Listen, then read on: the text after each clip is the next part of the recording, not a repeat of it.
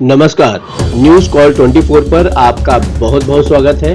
आज हम ओपिनियन भारत में बात करने वाले हैं राहुल गांधी की रणनीति को लेकर। जी हाँ, मोदी को रोकने के लिए नहीं, सर्वाइवल के लिए भी राहुल गांधी को अपनी रणनीति बदलनी होगी। लगता है राहुल गांधी ने 2019 की गलतियों से सबक नहीं लिया है, फिर वैसे ही गलती दोहराने लगे हैं। प्रधानमंत्री नरेंद्र मोदी के खिलाफ अगर लालू यादव के परिवार वाले बयान के राजनीतिक पलटवार को समझे होते तो शक्ति प्रदर्शन से जरूर बच गए होते। सत्ता की कौन कहे, अब तो सर्वाइवल की लड़ाई हो गई है। यात्राओं का दौर खत्म होने के बाद राहुल गांधी राजनीति की जिस सड़क पर रफ्तार भर रहे हैं, आगे बढ़ने से पहले उस पर लिखे अलर्ट भी गौर से समझ लेना चाहिए। आगे अंधा मोड़ है और सावधानी हटी, दुर्घटना घटी। भले ही इसके लिए ब्रेक लेना पड़े, भले ही छुट्टी लेनी पड़े, भले ही फिर से विदेश दौरा करना पड़े,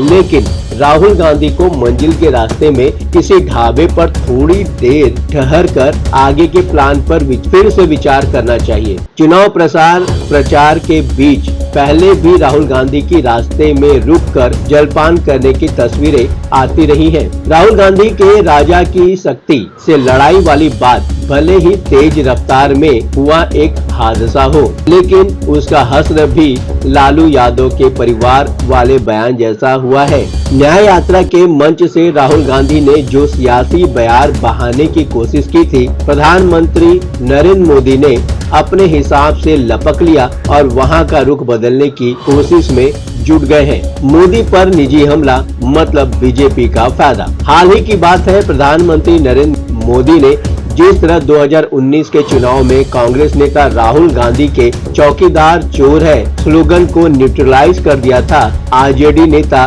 लालू यादव के परिवार वाले बयान पर बिल्कुल वैसा ही सलूक किया है। फर्क बस ये है कि पिछली बार प्रधानमंत्री मोदी ने भी अपने नाम से पहले चौकीदार शब्द जोड़ लिया था। इस बार बीजेपी के नेता और समर्थकों ने अपने अपने नाम के साथ मोदी का परिवार जोड़ लिया है और खुद टारगेट से हटकर हथियार का रास्ता उसी ओर मोड़ दिया जिधर से वार किया था। हो सकता है लालू यादव की राजनीतिक सेहत को उनके बयान से उतना नुकसान न हो जितना राहुल गांधी को होता है, क्योंकि दोनों ही नेताओं के अलग अलग वोट बैंक हैं। लेकिन प्रधानमंत्री मोदी पर निजी हमलों की रणनीति से इंडिया ब्लॉक में राहुल गांधी और लालू यादव के साथ ही नेता उमर अब्दुल्ला भी इत्तेफाक नहीं रखते।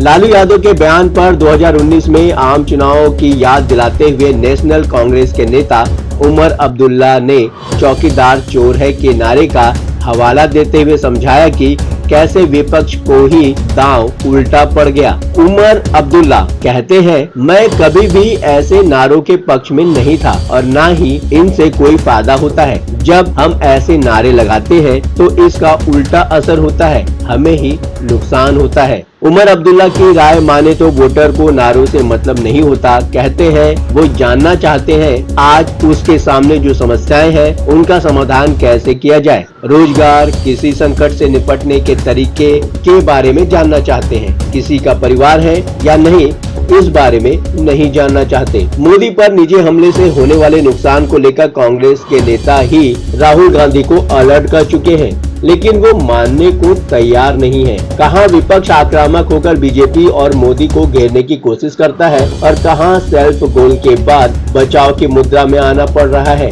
राहुल गांधी और लालू यादव के बयान मिसाल है। राहुल गांधी को मुद्दों पर फोकस होना चाहिए। लालू यादव के बहाने से ही सही, उमर अब्दुल्ला की पूरी समझाइश राहुल गांधी के लिए ही लगती है। समझाते हैं चौकीदार, अडानी अंबानी, राफेल, परिवार, प्रधानमंत्री मोदी के खिलाफ ये सारे मुद्दे काम नहीं करते हैं। देखा जाए तो अडानी अंबानी का मुद्दा भी चुनाव के दौरान लोगों को राफेल की तरह ही बोरियत पैदा करने वाला लग रहा है। अगर राहुल गांधी बेरोजगारी की बात करते हैं, आरक्षण की बात करते हैं, महिलाओं, किसानों, युवाओं की बात करते हैं तो उस पर फोकस भी रहना चाहिए। बाकी बातें हानिकारक साबित हो रही हैं। क्षेत्रीय दलों के साथ खड़े होने की कोशिश करनी चाहिए। इंडिया टुडे कॉन्क्लेव के दौरान सी वोटर के प्रमुख यशवंत देशमुख ने देश की ऐसी 243 सीटों का हवाला दिया था जहां क्षेत्रीय दल बीजेपी के लिए चुनौती बने हुए हैं। कांग्रेस को अब तो संभल ही जाना चाहिए और खुद पीछे खड़े होकर क्षेत्रीय दलों को मुकाबले में मोर्चे पर रहने देना चाहिए। राहुल गांधी के मन में क्षेत्रीय दलों को लेकर जो भी धारणा बनी हुई हो, लेकिन असलियत तो यही है कि पश्चिम बंगाल हो या फिर उत्तर प्रदेश या फिर तमिलनाडु, कांग्रेस के लिए ड्राइविंग सीट कहीं भी खाली नहीं है और हर ट्रैफिक सिग्नल पर बीजेपी पूरे लाव लश्कर के साथ डटी हुई है।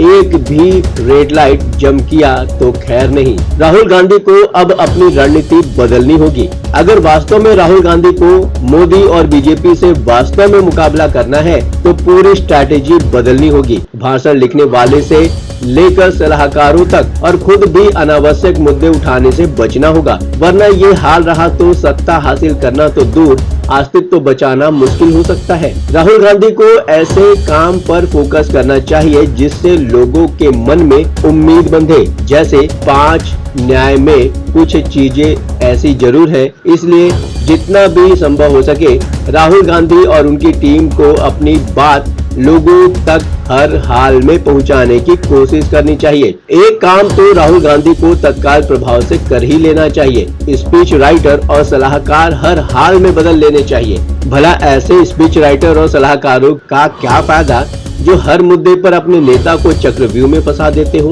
हिंदुत्व का मुद्दा बहुत ही संवेदनशील है। यूपी राम मंदिर बन जाने के बाद लोग कुछ भी इधर उधर सुनना नहीं चाहते।